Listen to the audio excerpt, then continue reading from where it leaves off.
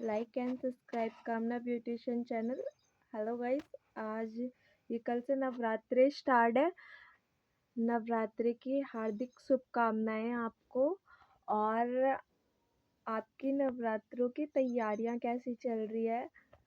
Please like करें, subscribe करें कामना ब्यूटिशियन चैनल। कल से हमारी माता रानी के नवरात्रे शुरू हो जाएंगे। हम अपनी माता रानी के आने का स्वागत करेंगे और अपनी माता रानी की चौकी लगाएंगे।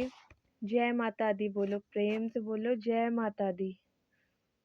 और किस तरीके से माता के 9 दिन पूरे 9 व्रत करे जाते हैं वो आप सभी को हम बताने वाले हैं। और जिन्होंने पहली बार व्रत रखा है उनके लिए वीडियो काफ़ी फ़ायदेमंद होगी। और आप सभी को अगर मेरा वीडियो अच्छा लगा तो प्लीज़ लाइक एंड सब्सक्राइब।